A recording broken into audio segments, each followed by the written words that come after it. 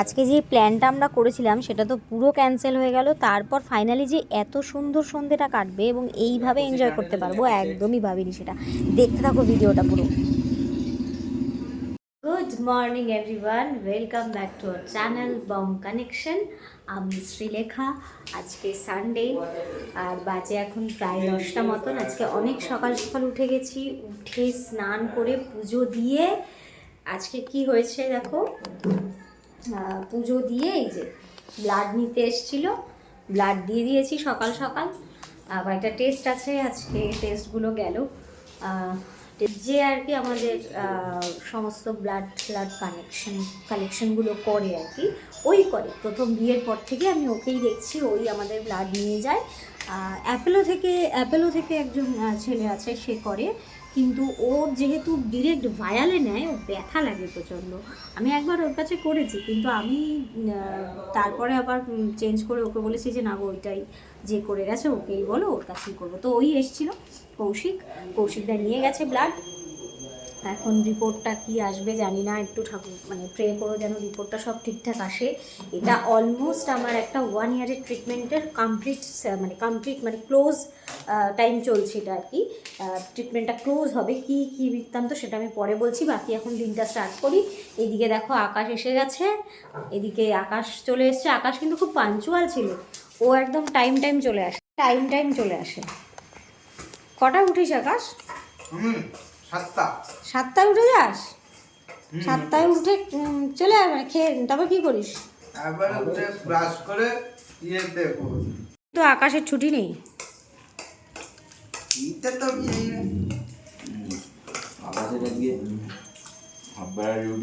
Mister এদিকে কি খাচ্ছে ব্রেকফাস্টে? মুড়ি আর বিস্কিট। এই খাবারটাও কি খায় আমি জানি না, ও কোথার থেকে এটা শিখে নিয়েছে। যাই হোক, এটা ওর ভালো লাগে তাই খায়। আর আমি যখন মুড়ি গুঁড়ো করে খাই তখন আমাকে বলে যে কি খাও মুড়ি গুঁড়ো করে। মুড়ি গুঁড়ো ভালো না আকাশ? মুড়ি গুঁড়ো করে জল দিয়ে গুলে খেয়ে নিলাম, তাড়াতাড়ি হয়ে যায় তাই না? আরে সাবা, শিলনোড়া।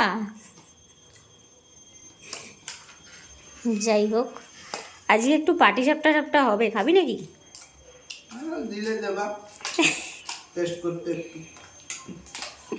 নিশ্চয়ই দেবো, কেন দেবো না। সকাল সকাল আকাশ এসছে, এসে এখানে আমাকে ডিম এনে দিয়েছে। আর এদিকে কিচেনের আপডেট হচ্ছে, কিচ্ছু গোছানো হয়নি, সব ছড়িয়ে রয়েছে। জাস্ট ভাতটা বসিয়েছি, বাকি এখন বিছানাটা পরিষ্কার করব। সকালে বিছানাটা পরিষ্কার করবো। এদিকে আমার গোপাল উঠে গেছে, দেখো সবাইকে পুজো দেওয়া কমপ্লিট।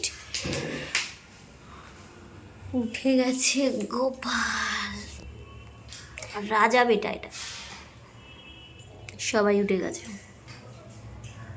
ওখানে চলে গেছে। আর আমি এখন একটু যাব কিচেনের দিকে, রান্নাবান্নাটা সারবো। আজকে যেহেতু সানডের জন্য ও হাফবেলা করবে, আর হাফবেলা দোকান খোলা থাকবে। দেন বন্ধ করে বাড়ি চলে আসবে। দেন আমরা খেয়ে দিয়ে একটু কোথাও ঘুরতে যাব, টুকটাক বেরোবো। তো যেটা তোমাদের বলছিলাম, যে কারণে ব্লাড নিতে এসেছিলো, সেটা হচ্ছে 1 বছর আগে, মানে ধরো আগের ইয়ার তার আগের ইয়ার থেকে আমার প্রবলেমটা শুরু হয়। অ্যাকচুয়ালি পেটের গ্যাস্ট্রোইন্টেস্টিনাল প্রবলেম। হয়তো অনেকেই রিলেট করতে পারবে। আর যদি কারোর কোনো অ্যাডভাইস থাকে ফর শিওর আমাকে জানিও, আমার খুব দরকার সেটাও। যেটা ঘটনা সেটা হচ্ছে, আমার খুব পেটের লুজ মোশন শুরু হয়েছিল। দেন লুজ মোশন কিছুতেই কমছে না, মানে এই ডাক্তার ওই ডাক্তার সেই ডাক্তার দেখিয়ে কিচ্ছুতেই কমছে না। ঠিক আছে, 2023 ডিসেম্বরে এটা ঘটেছিল। দেন তারপর একজন ভালো ডাক্তার, মানে ভালো বলতে সব ডাক্তারই ভালো, কিন্তু আমার ওনার হাতে কাজ হয়েছিল, ডক্টর রণধী দাস, আমি নামও উল্লেখ করে দিচ্ছি। ওনার ওষুধ খেয়ে আমার কিন্তু পুরো প্রবলেমটা কমে গেছিলো। ঠিক আছে, কমে গেছিলো, কিন্তু যে প্রবলেমটা ছিল, কিন্তু সারা বছর ধরেই আমার ওই একটা প্রবলেম, মানে কিছু খেলেই আমার পেট খারাপ হওয়া। কোথাও যদি একটু কোনো নিমন্ত্রণ বাড়িতে যাই, বা হয়তো বাড়িতে একটু রিচ কিছু খেলাম, বা নর্মাল কিছু খেলাম, মানে লাস্টে তো এমন হয়ে গেছিলো নর্মাল কিছু খেলেও মানে আমার পেটের প্রবলেম হতো। ঠিক আছে, আমি খুব মানে ফ্র্যাঙ্কলি, মানে পুরো ব্রিফলি বলছি তোমাদেরকে, যেহেতু তোমরা আমার একটা ছোট্ট ফ্যামিলি, তোমাদের সাথে আমি সবটা শেয়ার করতে ভালোবাসি বলেই আজকে আমি ব্লগ করবো বলে ঠিক করেছি। তো এই পার্টটাও আমি শেয়ার করতে চাই, তাহলে হয়তো অনেকের থেকে অনেক ভালো ভালো অ্যাডভাইসও পেতে পারি। তো সেটা তোমরা দেখো যেটা হচ্ছে। তো সেই প্রবলেমটা হচ্ছিল। তো আগের ইয়ারে 2024-এর ডিসেম্বরে যখন আমাদের দোকান ওপেনিং হচ্ছিল, মানে এদিকে দোকান ওপেনিং হচ্ছে, এদিকে আমি কিছুতেই মানে খুশি হতে পারছি না, বুঝতে পারছো? মানে মাথাটা পুরো খারাপ হয়ে যাচ্ছে যে আমার পেটের প্রবলেম এরকম কেন হচ্ছে, কিছু খেতে পাচ্ছি না, ওয়েট লস হচ্ছে, মানে বীভৎস একটা অবস্থা। দেন আমাকে ও ডক্টর প্রদীপ্ত গুহর কাছে নিয়ে গেলেন, আমাদের সোদপুর বেলঘরিয়ার যে জেনিত আছে সেখানে স্যার বসেন, ওনার কাছে দেখালাম। এবং উনি দেখানোর পর 1 মাসের একটা মেডিসিনের উপর 1 মাসের একটা মেডিসিন চেক আপ দিলেন। সেই মেডিসিনগুলো খেয়ে আমার কমেছিল। তারপর উনি ব্লাড টেস্ট দিয়েছিলেন, সিআরপি আর হিমোগ্লোবিন। তাতে দেখা গেল যে হিমোগ্লোবিন পুরো পড়ে গেছে, প্রায় 9-এরও নিচে চলে গেছিলো। আর সিআরপি লেভেলটা 27 ছিল তখন, আগের ইয়ারের কথা বলছি, ঠিক আছে? দেন উনি বললেন যে একটা কোলোনোস্কপি করতে হবে। তো কোলোনোস্কপি শুনে তো আমার মাথা একবারে খারাপ হয়ে গেল, আরও টেনশনে পড়ে গেলাম। তো এই কোলোনোস্কপি করার মানে তাও মনে একটা ভয়, মানে একটা জেদ নিয়ে এসেছিলাম যে এই যে আমাকে প্রবলেমটা থেকে আমাকে বেরোতে হবে, তার জন্য টেস্টটা করলে হয়তো সবটা ঠিকঠাক ধরা পড়বে। দেন কোলোনোস্কপি করা হলো, সেখান থেকে বায়োপসি, যেমন নর্মালি সব টেস্ট করলেই তো এখন বায়োপসি নিয়ে নেয় ওরা। তা আমার ক্ষেত্রে এটা ফার্স্ট টাইম। আর সেই বায়োপসি শুনে, মানে বায়োপসি রিপোর্ট আবার 12 দিন পর আসে, সেই 12 দিন মানে বিশ্বাস করাটা আমার 12 বছরের মতো কেটেছে। দেন আমি কি করব, আমি পাগল হয়ে যাচ্ছি, মানে পার ডে। আর মিস্টার আমাকে বলেনি প্রথমে যে বায়োপসি নিয়েছে বা কিছু।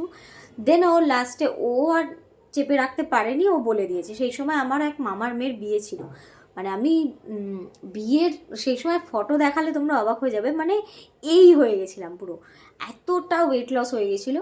তো যাই হোক, তবে ডাক্তারবাবু ওষুধ খেয়ে কিছুই, বায়োপসিতে সেরকম কোনো কিছুই ধরা পড়েনি, কোনো অ্যাক্টিভেশন ছিল না, সব ঠিকঠাক। শুধু যেটা ডাক্তারবাবু বললেন সেটা হচ্ছেন আইবিডি যেটা উনি বললেন যে আইবিডি, ছোট ছোট দুটো আলসার পাওয়া গেছে, কোলনেও না, সেটা ইলিয়ালে, ঠিক আছে? তো ইলিয়ালে দুটো আলসার পাওয়া গেছে। তো সেই জন্য তিনি ওষুধ স্টার্ট করলেন, সেই দুটো স্যাচেট 2 বেলা করে খেতে হতো। সেই ওষুধ খেয়ে 3 মাস পর আবার ব্লাড টেস্ট করে যেতে বললেন। 3 মাস পর আবার গেলাম, গিয়ে দেখলাম যে সিআরপি লেভেল একদম নিচে চলে এসছে, 6 চলে এসছে, কোথায় 27 ছিল সেখানে 6 চলে এসছে। দেন আবার ডাক্তারবাবুর কাছে গেলাম, ডাক্তারবাবু বললেন যে খুব ভালো, সব ঠিকঠাক আছে, কোনো সমস্যা নেই, ভয়ের কিছু নেই। আবার 3-4 মাস পরে, আবার 3-4 মাস পর গেলাম, আবার সিআরপি হিমোগ্লোবিন টেস্ট করলাম, মেডিসিন তো চলছে রেগুলার। তখন গিয়ে দেখলাম আরও নেমে গেছে, 4-এ চলে এসছে। তারপরে আবার গেলাম, 4-এই ছিল। দেন এই লাস্ট আর একটা, এখানে একটা মানে ট্র্যাজেডি আছে, আমার আর একটা মানে ভয়ের ব্যাপার আছে। ডাক্তারবাবু বললেন যে 1 ইয়ার পরে ঠিক এই জানুয়ারি মাস নাগাদ আরেকটা কোলোনোস্কপি করতে হবে, স্ক্রিনিংটা দেখবার জন্য যে যে আলসারটা ছিল সেটা সব ঠিকঠাক আছে কি না। আর যে ওষুধ দুটো আমার চলছে 2 বেলা করে স্যাচেট, সেটা সবসময় চালানো যাবে না, সারা বছর চালানো যাবে না। সেটাকে বন্ধ করতে গেলে আগে ওই কোলোনোস্কপি স্ক্রিনিংটা দরকার, দেন করে উনি ওষুধটা তুলে নেবেন, ঠিক আছে? এবার ওই ওষুধটা না তুললে আমি প্রেগনেন্সি প্ল্যানও করতে পারছি না। এবার আমি মাঝখানে মেডিসিন, একজন আমার খুব ঠান্ডা লেগেছিলো, সর্দি কাশি, মানে প্রচণ্ড, 1 মাস আগে হবে। তো আমি আরেকজন জেনারেল মেডিসিন ডক্টর দেখালাম। তো উনি বললেন, উনিও আমাকে সাজেস্ট করলেন যে তুমি একবার লাস্ট চেক আপটা করে নাও, দেন করে তারপর তুমি প্রেগনেন্সি প্ল্যানটা করো। অ্যাকচুয়ালি আমাদের বিয়ের অলরেডি 3 ইয়ার্স হলো। এতদিন তো মিস্টারাই মানে নানান কারণে আমরা এসব নিয়ে, এটা নিয়ে আরেকদিন বলবো কি বৃত্তান্ত না বৃত্তান্ত। যাই হোক, মেন ব্যাপারটা যেটা হলো সেটা হচ্ছে এখন মাথায় যেটা টেনশন পুরো একদম স্ট্রাইক করে আছে, সেটা হচ্ছে কোলোনোস্কপি করতে হবে। প্লিজ ফ্রেন্ডস প্রে করো যেন আমি এইটা আমি যেন উতরে যেতে পারি। এই ব্যাপারটা মানে প্রচণ্ড আমার টেনশন হয় ব্যাপারটা। করেছি আগের বার, ঠিক আছে, আর এইবারটা আমায় করতে হবে।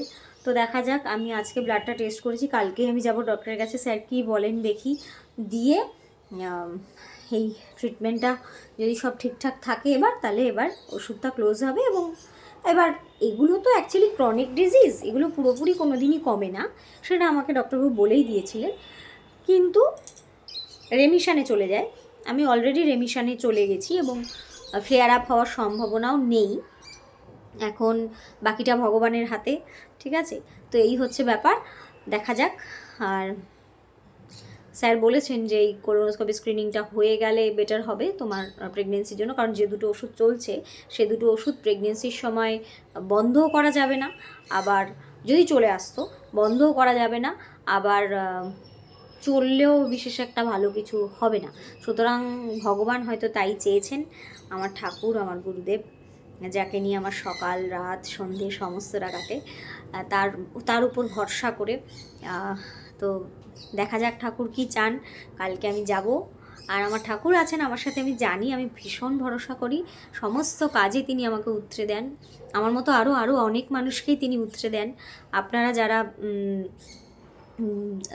যারা এরকম বিপদে পড়বেন বা কিছু করবেন, ঠাকুরের শরণাপন্ন হবেন। শ্রী শ্রী ঠাকুর অনুকূল চন্দ্রের দীক্ষিত আমি একদম ছোট্ট থেকে দীক্ষিত। আমার মনে সেই বীজটা ছোট্ট থেকে বপন করা হয়েছিল এবং সেটা আজকে চলছে এখনও অবধি। যাই হোক, ঠাকুরের আশীর্বাদে সমস্তটাই পেয়েছি, এই ঘর সংসার, এত ভালো একজন সাপোর্টিভ হাজব্যান্ড, সমস্তটাই ঠাকুরের দয়ায়। তা আশা করছি এই জার্নিটাও উতরে যেতে পারবো। সামনে অনেক বড় বড় আরও কিছু অপেক্ষা করছে হয়তো জীবনে, দেখা যাক। তবে আমাদের চলতে হবে, থেমে গেলে হবে না, চলতে হবে। তো এই হচ্ছে ব্যাপার। চলো আপাতত যাই রান্নাঘরে, রান্নাটা সেরে নিই। এখন বাজে 11:40। এখানে হচ্ছে কচু আজকে মিক্সিতে পেস্ট করে কচু বাটা হবে। আর আমাদের যে সবজিওয়ালা দাদা আছেন উনি খুব ভালো একটা কচু দিয়ে গেছেন, তো এটাই আজকে করবো। আমি মিষ্টারা খেতে খুবই ভালোবাসি, সেই কারণে তো আজকে কচু বাটা হবে। আর তার সাথে হবে পাবদা মাছ, আর চুনো মাছও আছে, সেটা দিয়ে একটা চচ্চড়ি করব। এই হচ্ছে আজকের কিচেনের আপডেট।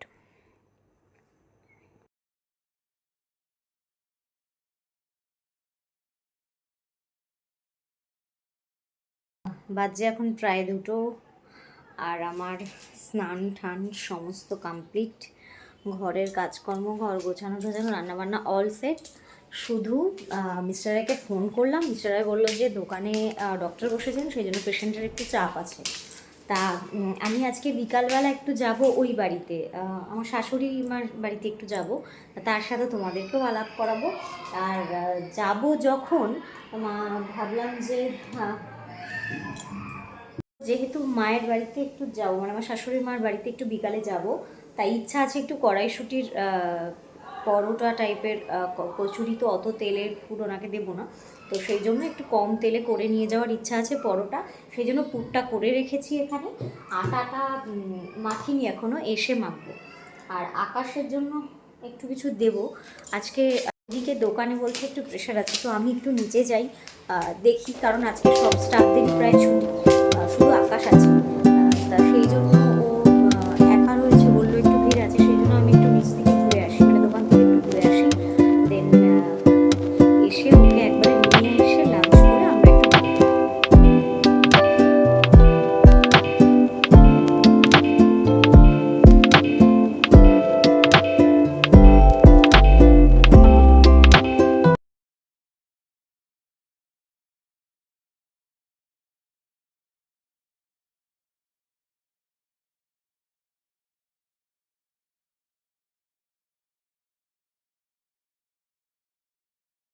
দেখো কমপ্লিট তোমার সব কাজ।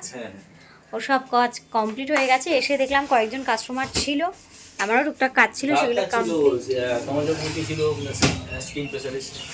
ও স্কিন স্পেশালিস্ট যে ডক্টর ছিলেন তমাল চক্রবর্তী, উনি বসেছিলেন, তার কিছু পেশেন্ট ছিল, সেই কারণে একটু চাপ হয়ে গেছিলো। হ্যাঁ, তো যাই হোক কমপ্লিট হয়ে গেছে কাজকর্ম। এখন আমরা বেরোচ্ছি, আমি যাব ঘরে লাঞ্চ করব।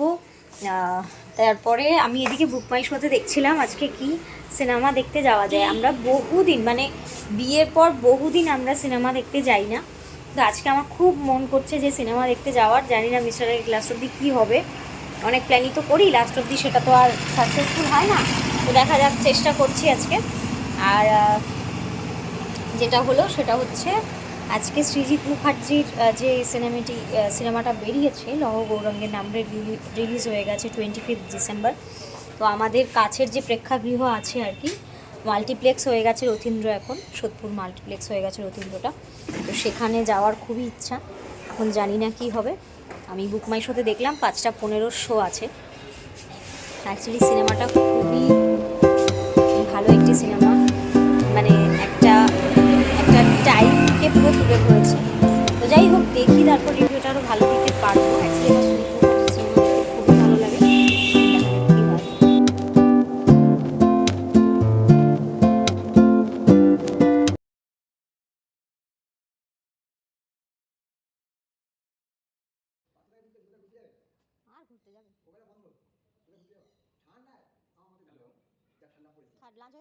কচু বাটা দারুণ খেতে হয়েছে।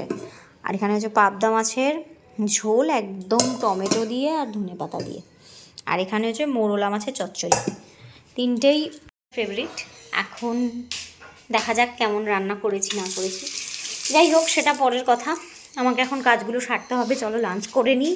আমাদের 7টা মতন আমরা ভেবেছিলাম আজকে সিনেমায় যাব, কিন্তু আমি আর মিশরা দুজনে একটুখানি শুয়ে ঘুমিয়ে পড়েছিলাম। সেই জন্য আমরা এখন ঠিক করলাম যে মেলায় যাব, কারণ মেলা তো 31 অবধি হয়ে শেষ হয়ে যাবে। সিনেমা দরকার নেক্সট উইকে যাব, আর 3 দিন আছে। আর তারপর আমাদের টাইমও হবে না সানডে ছাড়া।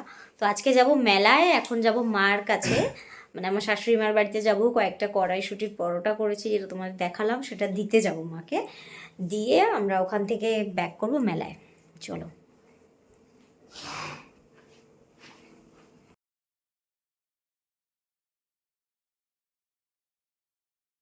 এসছি এখন এই বাড়িতে, আর দিদি দেখো এদিকে চা বিস্কিট সব নিয়ে এসছে।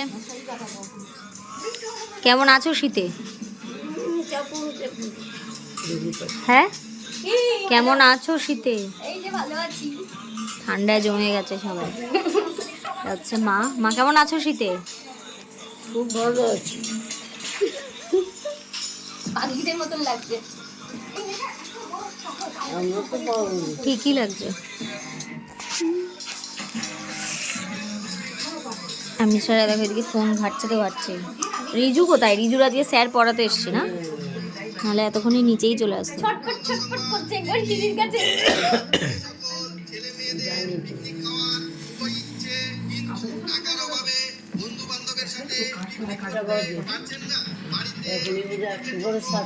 এদিকে সোদপুর ব্রিজের জ্যামটা খালি দেখো, কোথা থেকে মেলা কোথায় আর কোথা থেকে জ্যাম শুরু হয়েছে।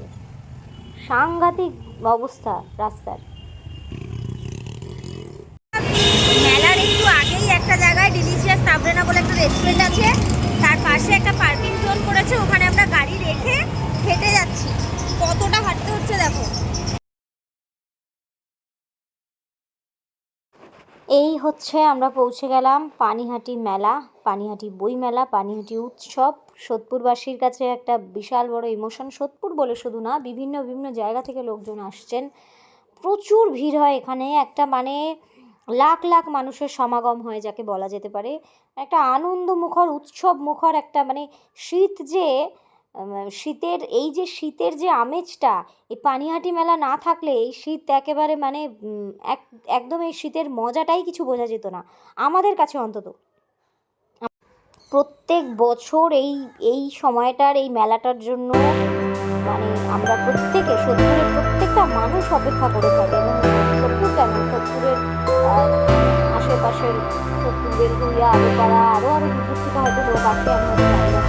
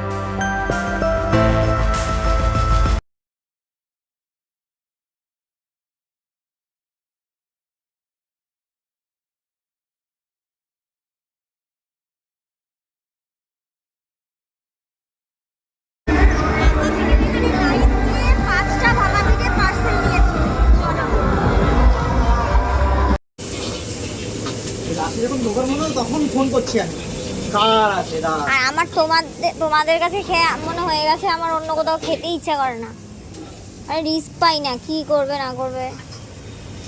আমি রেডি করবো না ফুল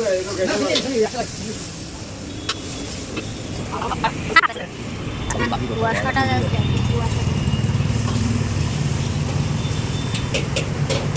কুয়াশাটা আসছে ট্রাফিক মোড় থেকে।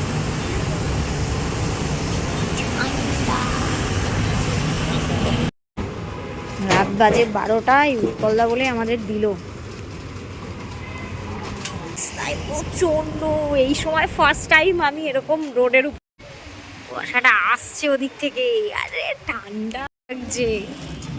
এই যে ভাই ভাই দোকান ফাস্ট ফুড সেন্টার সোদপুরের, এটা হচ্ছে ওর ফ্রেন্ডের দোকান, ঠিক আছে। আমাদের অর্ডারটা করে গেছিলাম কিন্তু উৎপলদা ভুলেই গেছিল, কিন্তু তাও উনি রেখে দিয়েছিলেন। এই মাত্র জাস্ট এসে করে দিল, লিটারালি করে দিল এত রাতে।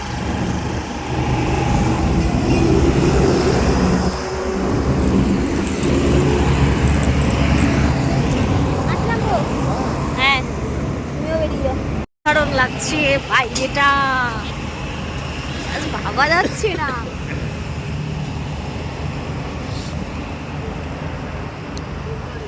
টোটালি এনজয় করছি উইন্টারটা, ভীষণ ভালো লাগছে। হ্যাঁ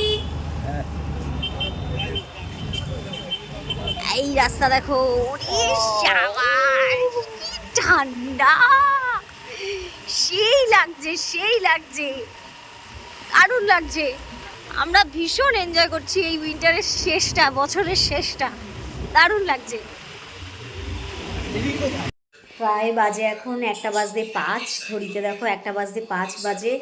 হ্যাঁ, আর আমরা চলে এসেছি মেলা থেকে আস্তে আস্তে, এত দেরি হয়ে গেছে তোমাদেরকে তো দেখালামই কি পরিমাণ রাস্তায় ফগ ছিল, মানে পুরো মানে কুয়াশায় ঢেকে গেছে একেবারে চারিধার।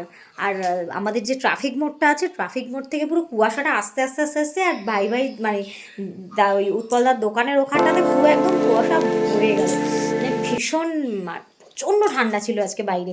এখন ফোনে দেখাচ্ছে 12 ডিগ্রি সেন্টিগ্রেড। গুড নাইট, সবাই খুব ভালো থেকো, টাটা।